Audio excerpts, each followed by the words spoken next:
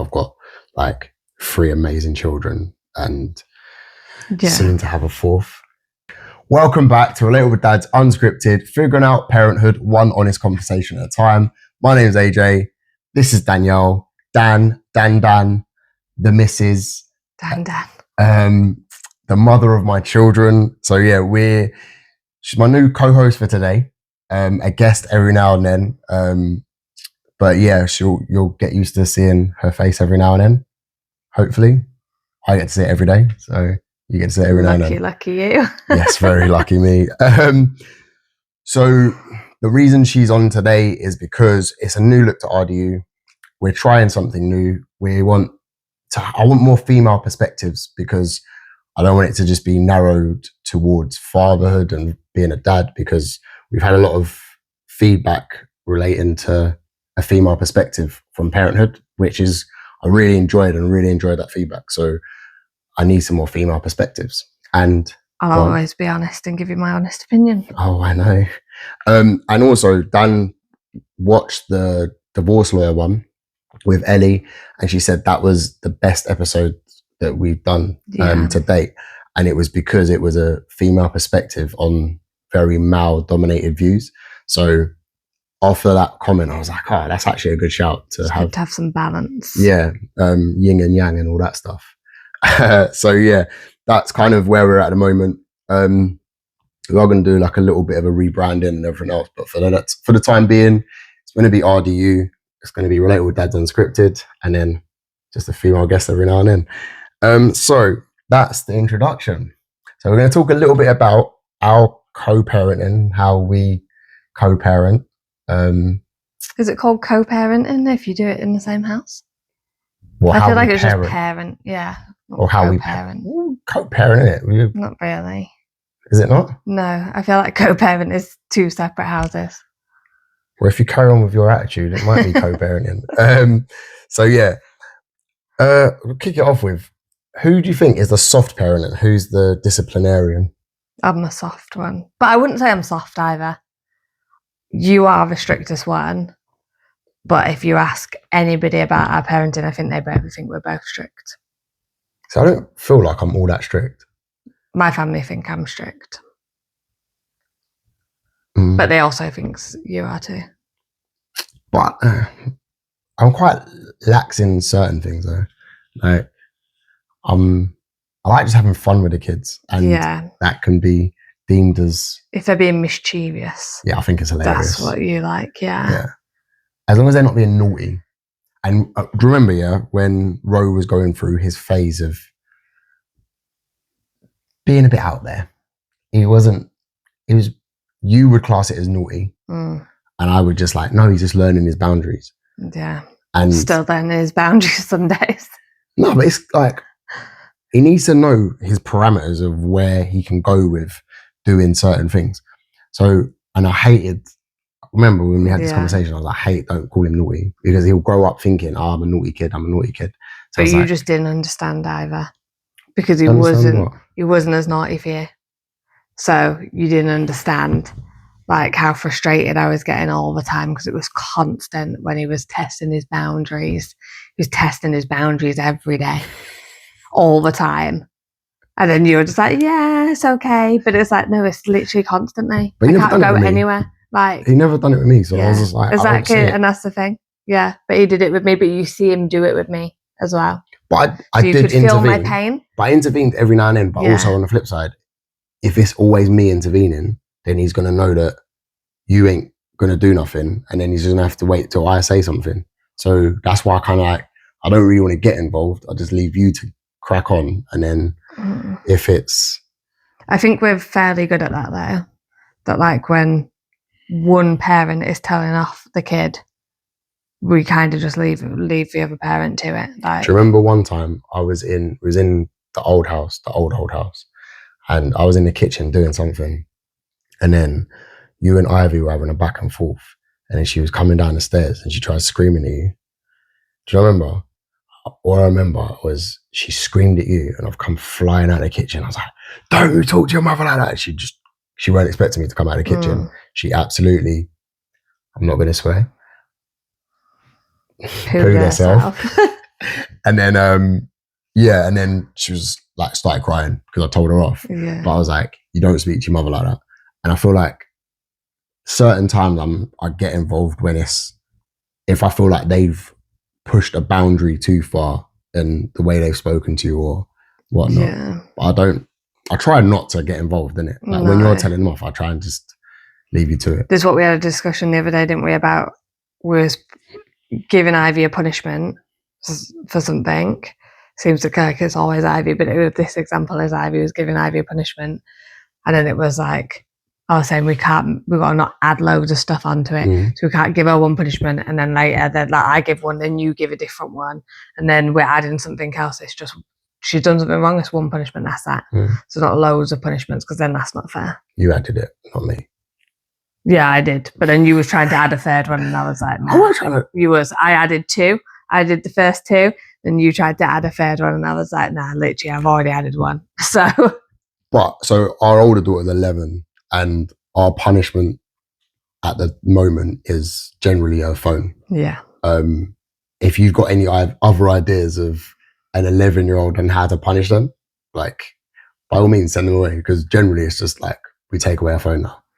Yeah, but you know, it's not because she gets punished because she's really naughty. It's just stupid things, and that's the worst thing about it. Don't do the basic sometimes things that she needs to do. So then the phone is a luxury, so that's why it gets taken away because it's one luxury thing that she really likes that she has. That's new to her too, so it's the easiest thing to take away. Yeah. But this is I always, no matter who it is, I always give you credit for the fact of when I first came into yours and Ivy's life, you never made me feel a way about saying anything to Ivy. No. Because I've always heard like other like relationships where they've got a stepchild involved and it's like, no, you can't talk to her like that because she's not your kid, or don't talk to my kid like that. And then you end up having like battles between the 2 adults over the child. Yeah.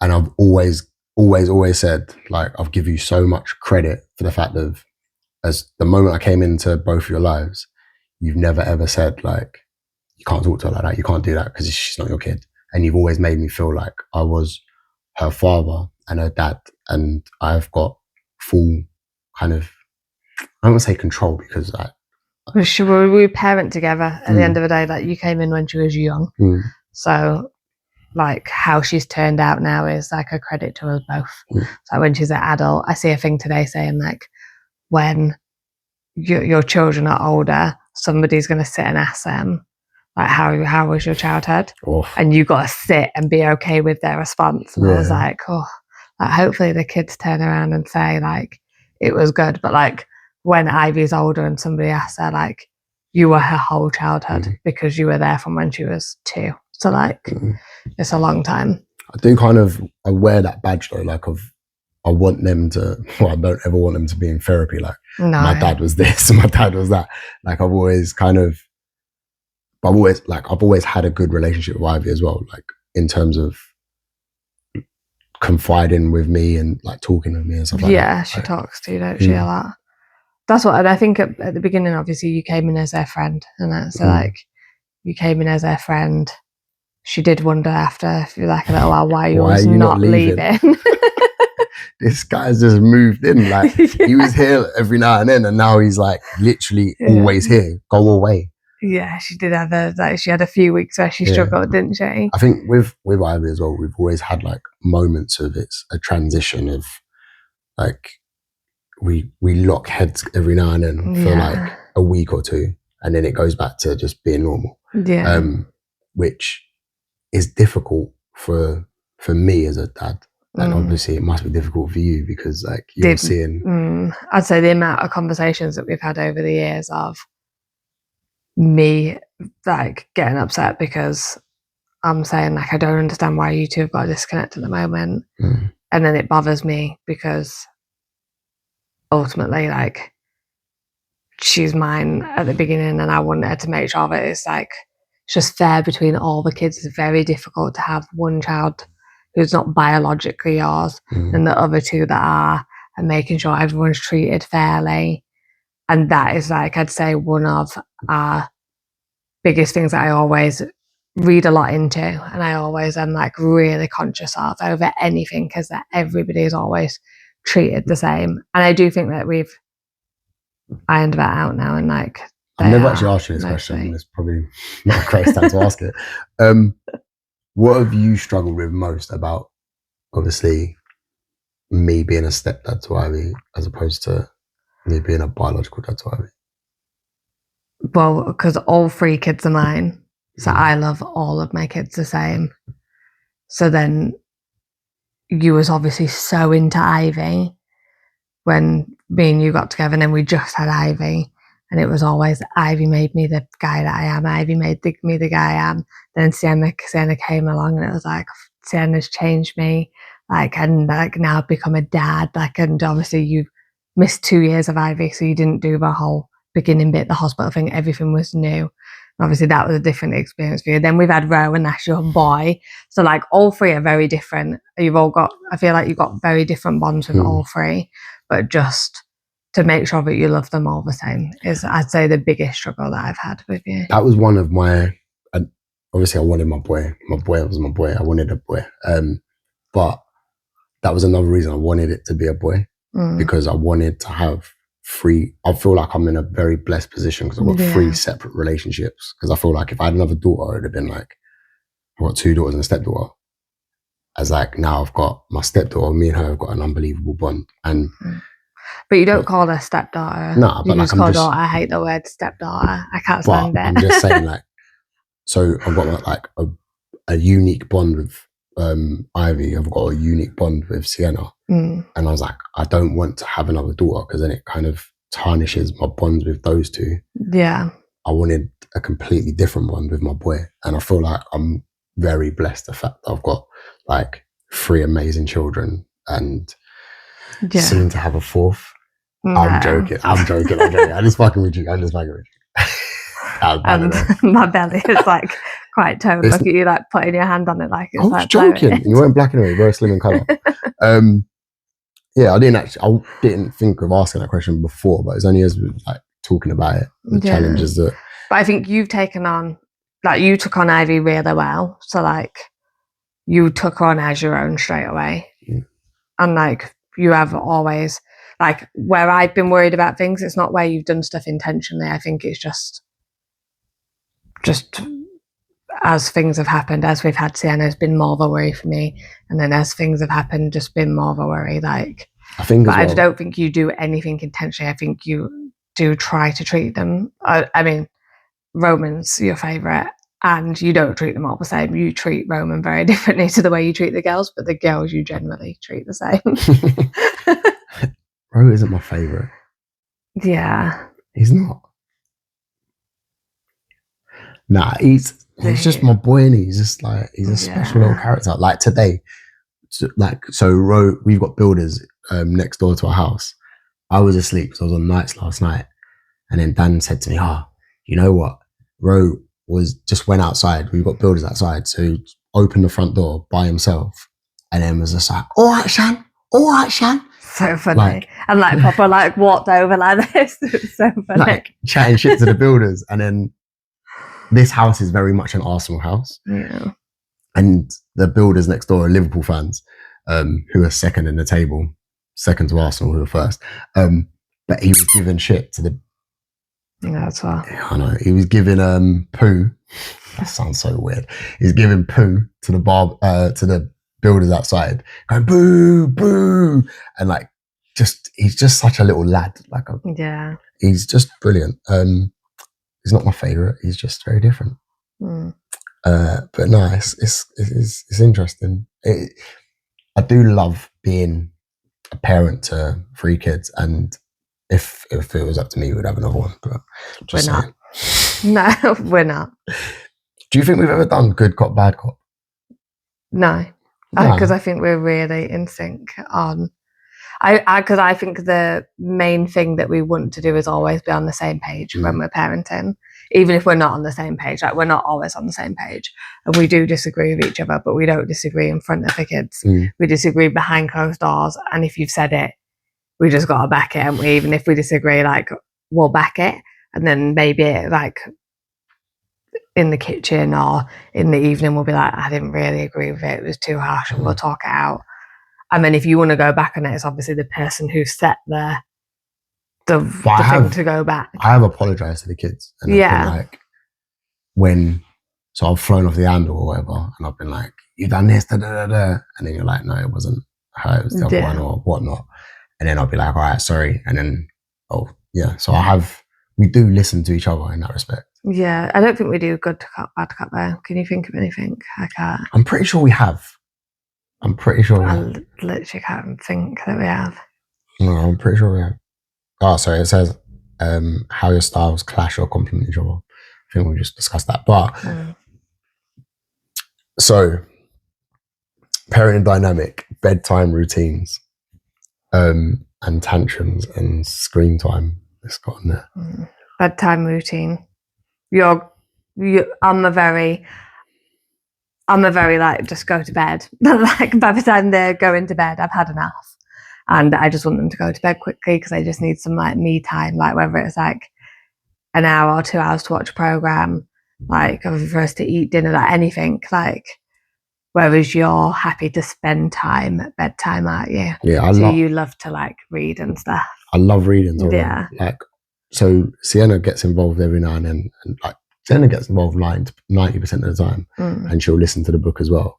But me and Ro just like, even tonight, he was like, "Oh, make it funny, Dad, make it funny." So like, I read this in a stupid accent, and it's like one of my favorite things to do, and that's why like sometimes when I'm working nights, I hate it because I don't get to put him to bed and stuff. Yeah, that's what where you work shifts. We do both an even amount of bedtimes, don't we? So like, they know that when I'm putting them to bed, very rarely will anybody ask me to read to them, because they just know, nah, it's bedtime.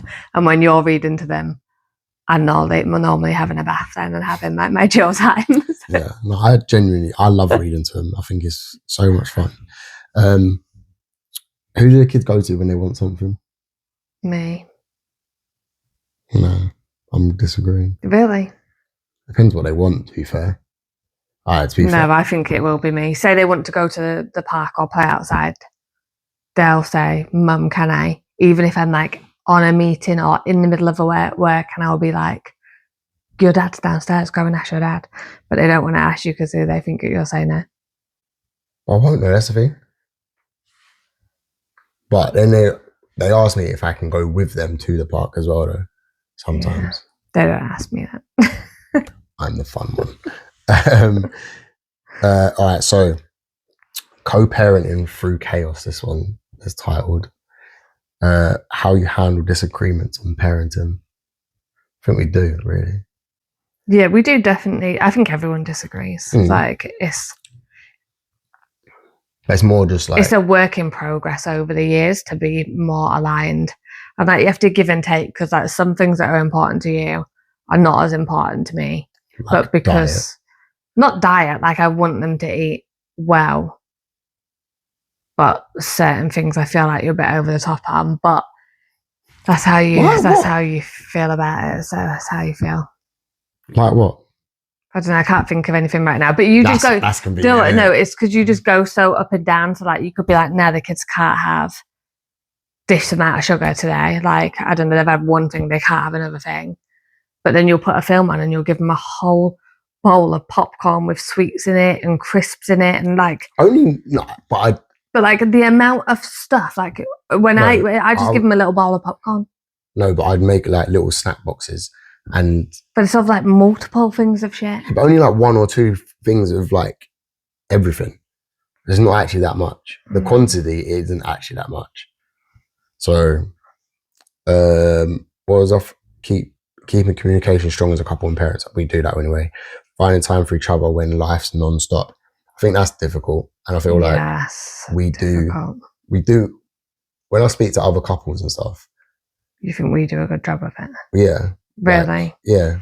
In terms of, we have got the support around us to like offload the kids. Yeah. And like go out on even if it's like on a little fucking,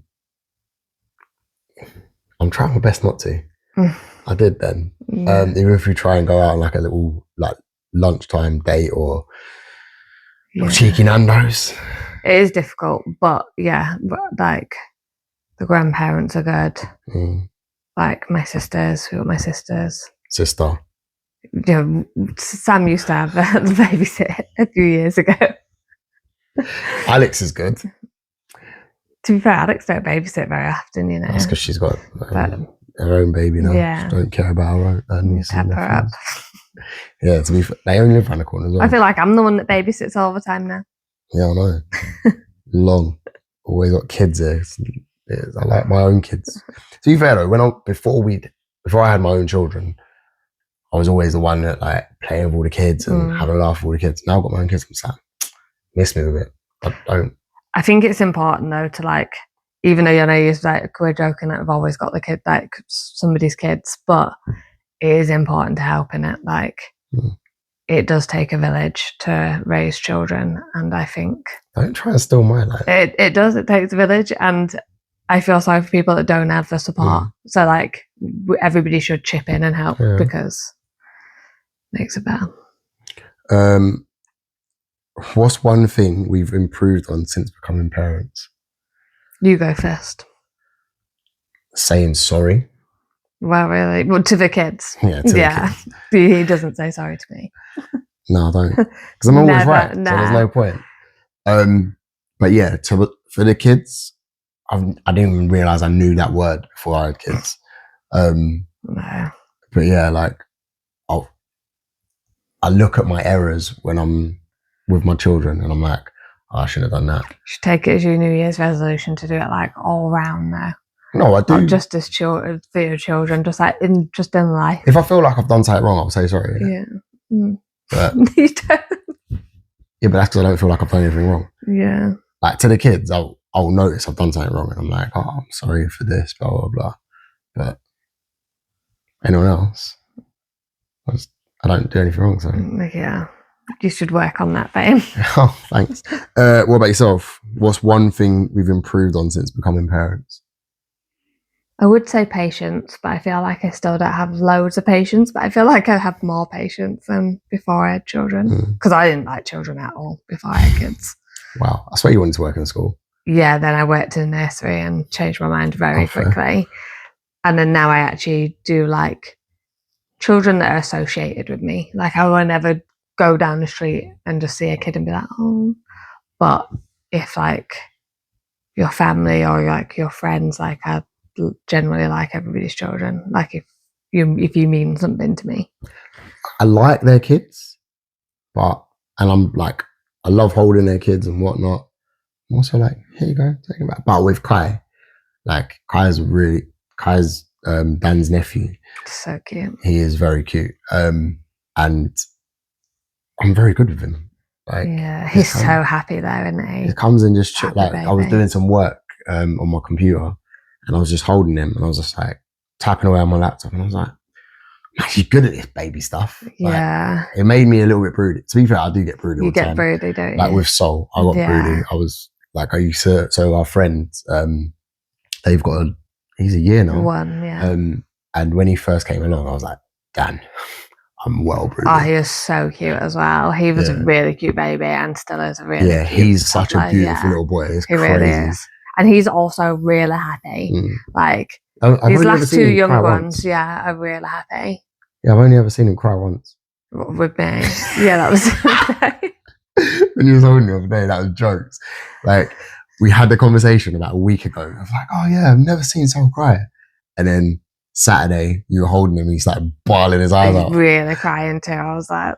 And I was like, I've seen him cry now. The challenges we face as parents. So it's got balancing work, relationships and kids. I find balancing work and the kids really difficult. Like when I had Ivy and I was part-time, it was much easier. The job I did was to go to work, kind of forget about it. Whereas now I'm like wanting to have a good career, so I'm doing well. I'm account management. What? Account manager, account management. I work in account management. So you're not an accountant then, no? No. No. She tries telling the builder she's an accountant. No, I didn't. He just didn't understand. This old Irish guy basically asked me what I did for work because I work from home a lot of the time, and he seen me the other day I was coming back from London, so he seen me in my work clothes. Normally I'm in leggings and a hoodie, and I think he thinks that I was a stay-at-home mum. I just walk the kids to school, like walk them back. He told me like, oh, you can go chill one day and have a cup of coffee when I drop the kids off at school. I was like, yeah. And he said, oh, what do you do? I said, I'm account management. I'm an account manager. And he said, oh, okay. And then the next day he'd come to me and ask me loads of tax advice. So, and I didn't have the heart to tell him that I didn't really know about it. So I had to Google it and then give him some information. He told me again today, he was like, oh, yeah, it's like said the email address didn't work. I didn't give him an email address. Bless him. He's like 73. Yeah. He's like an old Irish fellow who works on the building site, but he's fully grafting constantly. Yeah. He's a right nice guy. But he said, thanks so much for your help again today. So thanks so much for your help. I'll let you know how it goes. I was like, yep, you let me know. But I was with Kieran, who's my brother-in-law, who does work in finance and has an accounting degree. Why didn't you just put him in? So, well, as the guy came over, he was like, oh, and he was on the phone. So he said, oh, and he's like talking to me about saying that the email address didn't work. And I see Alex and Kieran look at each other, and Kieran started to walk. Alex had already told Kieran, so he was already walking to walk away. You should have been like, Kieran, this guy wants to talk to you. You should have done. Yeah, I find balancing is like a balancing act of like time. I want to spend quality time with the kids. And like, obviously I have to work, and then like balancing, like during the 6 weeks holiday, obviously you was away quite a bit. I was trying to work, and then when I wasn't working, I was having the kids, so I couldn't get any overtime in. So it hurts my pocket, man. Yeah. These kids killed me. I actually really enjoyed the summer because I took a lot of holiday with the kids this summer.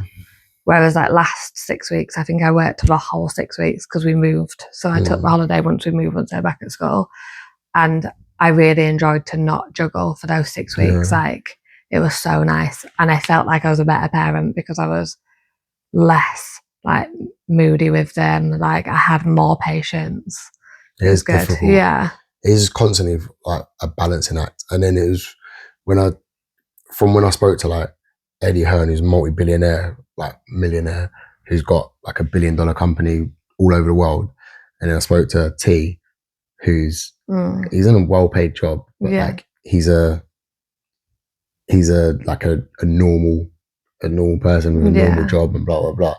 And they're both just trying to find the time to spend with their kids. It's crazy, like, and that's all we're trying to do, is just try and find the right amount of time that we can spend with our children. Which is, and then they do your head and make you go bald, but whatever. Yeah, and then everything costs so much money, so you got to work all these hours to pay for everything. It's crazy, man. I'm constantly just in a bad. Do you ever feel guilty as a parent? That's what, when I actually filled out my flexible working form today so I could get my every other Wednesday, and in my form I put that I struggle with mum guilt. That's what I put in my form. Oh, really? It was like, how will this impact you? As in, like, positively impact me to have that extra time. And I said, because I struggle with mum guilt. Like, I do travel for work sometimes. So it's like not being able to do, like, not being able to do the school runs, but sometimes we also work like completely different shifts, don't we? So it's just difficult. I feel like if we both worked 9 till 5 and like one person worked in Milton Keynes, the other person travelled, and you had to do an after school club every now and again, it'd be very different. But sometimes you're at work till 9 o'clock at night, or you're working nights and you're not seeing them in the morning, but then I have to leave in the morning or go away for a few days. That's why we literally rely on our family so much. Yeah, it is difficult. How you manage stress or conflict in front of the kids. I think we've probably argued twice in front of the kids, like properly argued. Yeah. Which I wasn't at fault for. No, but like, people are proving this proper narcissistic prick, isn't he? Yeah. I'm not. Like, I'm only bantering. She was at fault though. But no, like, I don't remember what I was anyway. Do you? I do. That's how I know I went at fault. Whatever. Mother's Day, Bastos, whatever. Just saying. You remember that, didn't you? I should have got me a Mother's Day present or card. It weren't even that, so we won't go into it. But yeah, I forgot what I was asking now. Oh yeah, arguing in front of the kids. We do a good job of actually not arguing in front of the kids. Yeah. Like obviously couples argue, couples fall out and stuff like that, but we generally keep it. No, we do. I grew up with my mum and dad arguing, but like not even like arguing loads in front of us. They would send us upstairs, but you'd be sat on the stairs listening to it. So like it's not even like they didn't do a good job of like hiding it to you well. And it's just not nice to listen to as a kid, to listen to your parents argue, like whether it's like over something small or something big. Like ultimately arguments get solved quickly, so you might as well just do them in private, so you don't even have to have that. But I did see an Instagram thing of like a comparatively of like, don't let your kids see this, and it was the mum. Yeah, I sent you it.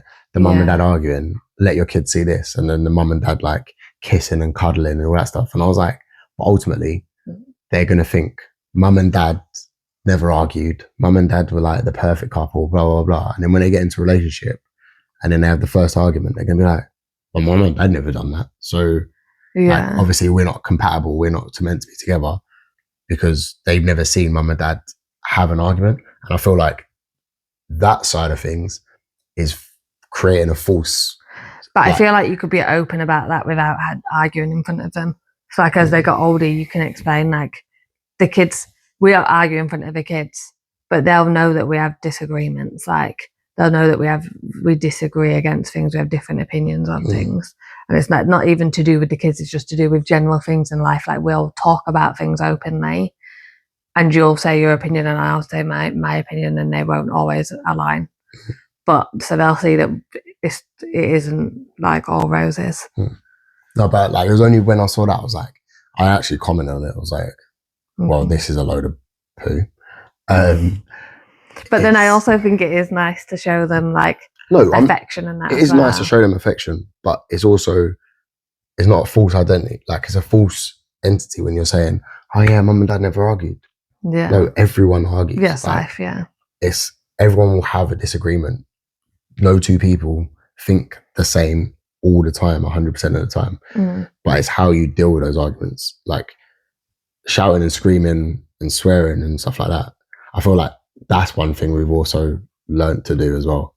So when we first got together, like when we would argue, I'm very much a walk away, don't really talk, and then leave me alone, and then we'll chat afterwards. No, but we won't chat afterwards. You was a very much of a walk away, don't talk to me, and then we just would not talk for days upon days. Like you will days upon days. Yeah, it would. It like would just 1 or 2 days. Yeah, it'd just be atmosphere for days. I don't have the atmosphere. I'm good. Yeah, that's what you say, but you're actually not. So that's just what you say, but you're actually not good. I was. No. But then you'd like. I like to resolve. Shout and scream, and I'm like, no. I don't think I shout and scream. Wow, are you being serious right now? I don't think I shouted and screamed. You did. We used to be, and that tongue of yours, horrible, man. Like I've like mellowed in my old age. I really have. But we argue differently now as well. Yeah, I just can't even bother. Because you said one thing to me when we got together, and it did stick with me, and I do agree. My thing is that I'm never sorry for what I've said, because I'm telling you if I'm saying something in the heat of a moment, I'm really mean what I say, like when people are drunk. So what I'm saying to you is how I feel, and it's the truth. Like, but my delivery of it is probably very harsh and like bad. So I could deliver it a lot nicer. And then you said to me, like, once you've said something, it can never be unsaid, which is fair. So once it's said, it can't be unsaid. Once it's heard, you can never be unheard as well. So now I don't feel like for years and years, I haven't felt like I needed to go, like, be nasty. But I still do stand by, if we have a disagreement or an argument about something, what I say is what I mean at that time. And you know it is. Like, I don't ever take it back, because that's what I meant. She does. I don't. I actually don't. And I do it to everybody, like anybody. I have a disagreement with my sisters. I've not. What I say is. Do you have a disagreement with your sisters? Yeah. Sisters? A disagreement with people in general, but not too much these days, actually. Oh, fair. Yeah. Advice. What's an advice you'd give to a new parent or couple struggling with teamwork? Just communicate is like literally key, but I don't know, communicate in like a healthy way. Like, don't leave it till you're like riled up and you're really disagreeing with each other. Like, sit and actually speak about what's important to you and then explain why. Like, because if you, like I said, if there's certain things that are important to you but they're not to me, if you give me a good enough reason why, then it's okay. Then like we'll compromise, like vice versa. What about you? To a couple, I'd probably say think of the child, like make the child the importance of the conversation, because everyone just wants to do their best for their kid, innit? But if you're arguing about stuff, then you're really doing the best for the kid. So it's kind of like put the kid at the forefront of the argument, and then you can resolve it from that. Does that make sense? Yeah. Does it? Yeah. Sure. Yeah. Remember, this is raw editing, you know. I'm not editing nothing out. I know, I said yeah. All right. How many times did we say yeah? All right. Stop shouting at me. Remember, one scene, once I heard can never be unheard. What do we do when one of us needs a break? Well, you go to the gym every day, so you definitely have your break. So we don't do anything. You go to the gym. Yeah, what do you do then? It says we. What do we do? What do one of us needs a break. What do you think that we do when I need a break? You go to in the bath. True though. Yeah, but that's only like one tiny little bit of break a day. Like, I only go to the gym for like hours a day. Half an hour. No, it's not. I just talk to people. Yeah. I can't help it. I think you do good at making sure you get a break, and I need to do better at making sure I get a break, is what I think. You get a break. I work nights a lot of the time. So that's your break there. The kids are in bed at like 7, 8, and then you've got the whole evening. But it's meant to be like, it's not a break when they've gone to sleep. I could say you get a break when you go to work. It's like a break a break. What does that say? You get a break when you go to work. Does that say? Hold on, you're here by yourself. Does that say day. A break in the chaos? No, it's just, what do we do when one of us needs a break? I go to the gym every now and then. You go to the gym every day. And then you just said when I go to work I get a break. So no, I said if you're using that analogy of when they've gone to sleep. You're home all day by yourself. So you have a break all day, basically. No, I'm working. That's not. So no. I'm not working. I go to work. I'm not working. No. Cool. Your job's more important. No, I can't even be bothered. Mate, I keep fucking Britain moving. I work for nowhere. Just keeping Britain moving. Do you know what I mean? Whatever. Start here. My job's very important. Very hard working. All right. Quick fire round. Who's more likely to forget a school trip? You don't know anything about school. Yeah. Who's more likely to give in to their kids? Me. Do you think you? No, I'd probably say you're soft touch. Who's more likely to lose their patience first? Me. 100%. Who's more likely to start a family dance party? You. 100%. I bring the party. Oh my God. I do though. Hold on, when you're family here, I'm always the chief entertainer. Am I not? When I'm not there. Sometimes. When we've got a party, then you are. When they just turn up and you're not in the mood for it, you're like, nah. When they turn up and I'm sitting there in my boxers trying to watch football. Your boxers. Yeah, I was just chilling, watching the football, and then your mum comes, you're right! I'm going to get her on it, you know. You should. She'd love it. That's my mother-in-law. My favourite ginger. Nah, to be fair. Ava's my favourite ginger. That's my other niece. She's my favourite ginger. Yeah. Apart from Ed Sheeran. Like Ed Sheeran's number one. Who's more likely to hide snacks from the kids? You. You hide snacks from everybody. Have to. I'm an only child. Just in there, like, with your snacks in the cupboard. I'm an only child. I can't help it. So yeah. Yeah, you don't share food. I do. If I buy something to share, if I buy something solely for me, you don't share it. Yeah, I'm not sharing it. What's the point? But if I buy something for me, yeah, we share it. No, but you was brought up around. You're the middle child, so you were brought up around like your siblings. That's not an excuse now that you're an adult. I share it with the kids. No, you don't. With Ro. Not really.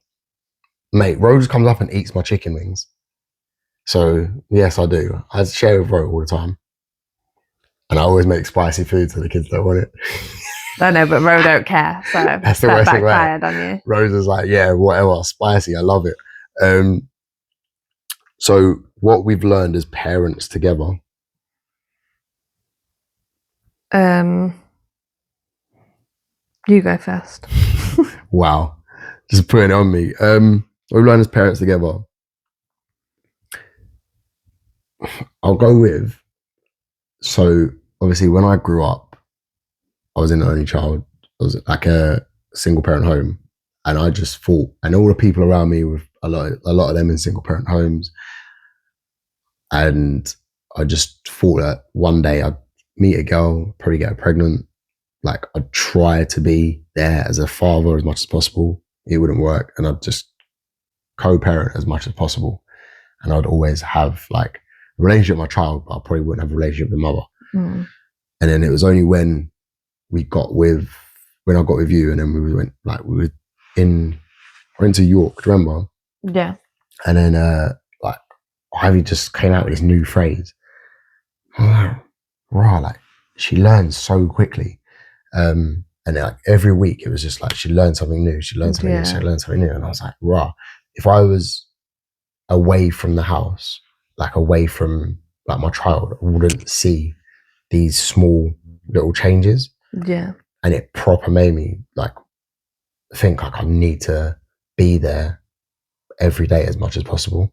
And I never thought that was something I was capable of doing, because I never saw it when I was growing up. I never saw like mum, dad, child, children. So I was kind of like, I just didn't think that was possible for my life. Yeah. And then, when I got with you, obviously, like we've had our ups and downs, but ultimately we've stayed together and like I feel like we've got a strong relationship. Yeah. And then like having like 3 children together and like every day seeing them grow. Do you remember there's one time we was in the living room in the old house, and it was like around Valentine's. And I always remember this, like proper stuck in memory. And then Sienna come over, she was like, we're learning love dances in school. And then she was like making everyone in the house dance with each other. Like Ro danced with you, I danced with you. Like I had to dance with Ivy, I had to dance with Sienna, I had to dance and I just sat there afterwards and I was like watching the kids do their love dances and whatnot. And I was like, this is like, if I wasn't here every day, these are the kind of little things that you miss out on. Yeah. And it's like, so probably, I don't even know what the question was now. I've just gone on like a massive rant, but like. What have you learned? Yeah, what have I learned? So I've learned that I can actually be a dad in a relationship and be there every day for my kids. So that's something I've learned. Yeah. So what have you learned now? It's got to be a good answer now. I've just fucking gone on a rant. Yeah. I mean, I've learned a few things. One of them would be, obviously my mum was a stay-at-home mum, and I've learned that you can work. And now it's like something that's really important to me, that like my mum was obviously, because back in that day, is what happened. Like she stayed at home for 15 years. She relied on my dad for like financially. And then obviously when they split up, my mum wasn't in a good financial place. And then I've been in a relationship before where I relied on them financially. And then when I end up being by myself with Ivy, I thought I'm never doing that again, ever. And it's been really important to me that I show the girls especially that you can stand on your own 2 feet. So I'd say like that is what I've learned of being a parent, that you can parent whilst being like in a good financial position and having something of your own. It's very important to have something for yourself as well as not just being a parent that's like not linked to the kids. And then also kind of along the same thing as you is that my mum and dad was together for a long time, like 25 years, but it's really important that we show them a happy and happiness. And like I had a really happy childhood, and like my childhood was really nice, but I wouldn't say my mum and dad were in a happy, loving relationship. And I didn't see gestures of like, I saw gestures of presence and like effort on occasions and like nice holidays and like a nice life. But I didn't see gestures of love, of like cuddling on the sofa or just like, you know, silly things like having a laugh where we're laughing with the kids all together. Like, so it's that, I guess. Oh, fair. Oh, that was a good answer. Thank you. You're welcome. So yeah, we'll call it a day there. But make sure you like, comment, subscribe, share with a relatable parent, and see you on the next one. Peace.